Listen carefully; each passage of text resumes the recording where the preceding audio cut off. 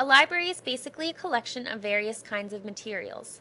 With so many materials, one of the major functions of the library is to organize them into a clear, understandable system so that you, as the user, have easy access to it. And that's why each item, such as each of these books, is given a specific call number. Call numbers come from a specific classification system. You might be familiar with the Dewey Decimal System, and that is a library classification system. In this library, we use the system known as the Library of Congress system, or LC system. In the LC system, each item is assigned a specific call number. The call number is like an address. It's the particular place the item can be found in the library. As you can see on these books, LC call numbers combine letters and numbers to group items by their subject content, or what they're about. The cool part about this is that when you find a book on a certain topic, the books around it are going to be on the same or similar topics, and it makes it easier for you to find relevant resources. So I said before that you can think of a call number like an address. The LC system lists address information from general to specific, like from country to state to town to street to an individual. As you can see, we're going from general, the entire country, to more specific, eventually right down to our own address. So here's an example of an LC call number. The coded information in the first line, BV, represents the general subject, and the information gets more specific as you go down. Here's how they all match up.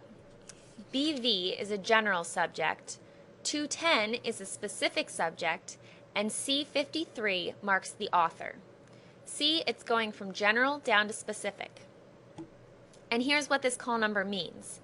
In the B section is philosophy, psychology, and religion, and within that is a subset of the BV, which is practical theology.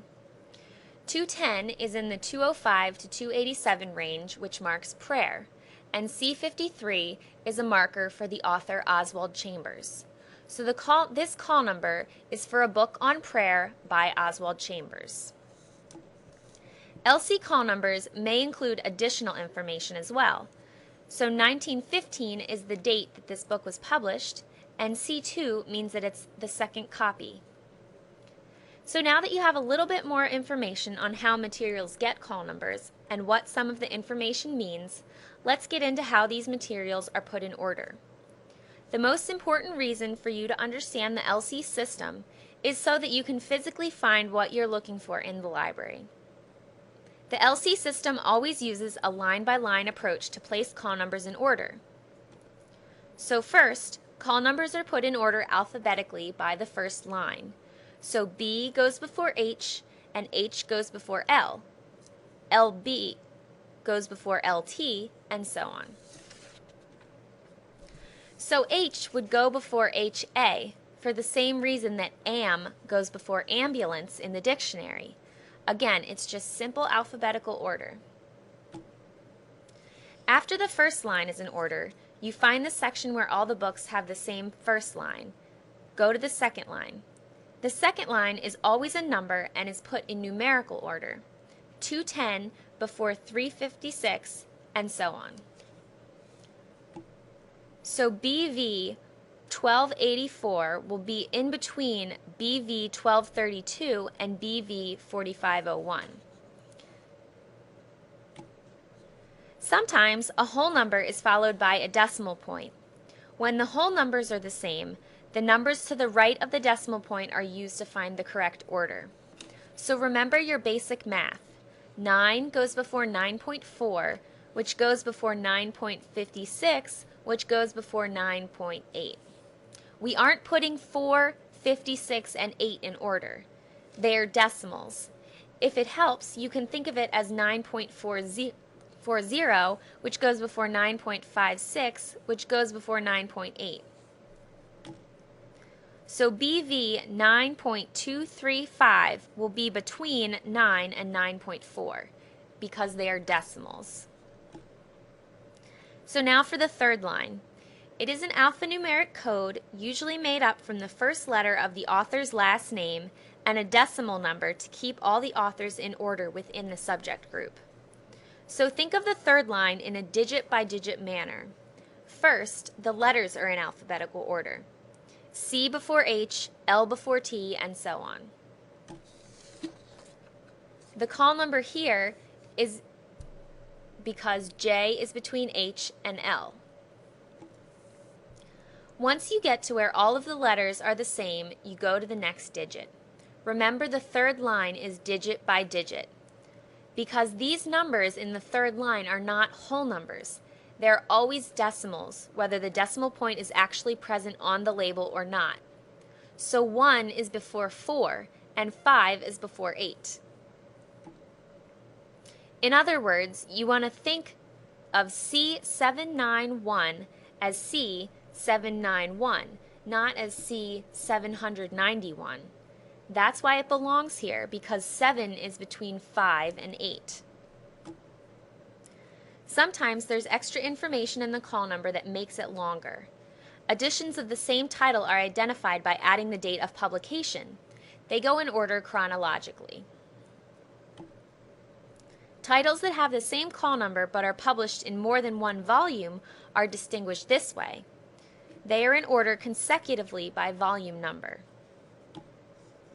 The second and all subsequent identical copies are also numbered and ordered in numerical order.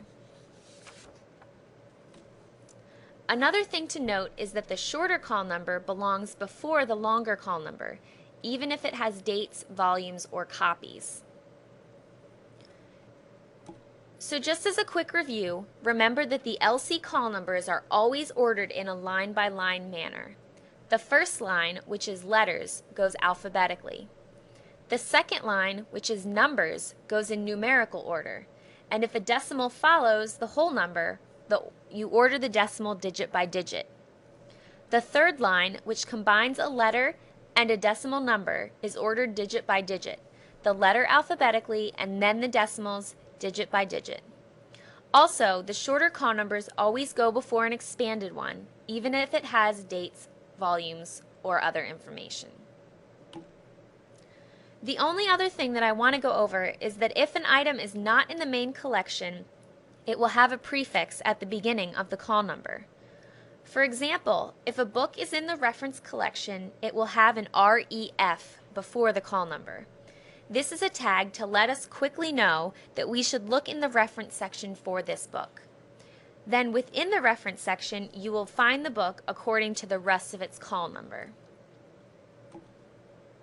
Here are some other prefixes that we have. JUV stands for juvenile or kids books. YA is for young adults. DVD is for DVDs, CD is for CDs, video for videos, and kit is for kits. So, of course, some of these are pretty self-explanatory, but basically all of the DVDs are shelved together, which you can see by the DVD marker, and then they're shelved according to the call numbers after the DVD prefix. So I hope this helps you out when you're looking for materials in the SRC. Please remember that if you are having problems finding anything, that the librarians and the student workers can help you out. Just come to ask.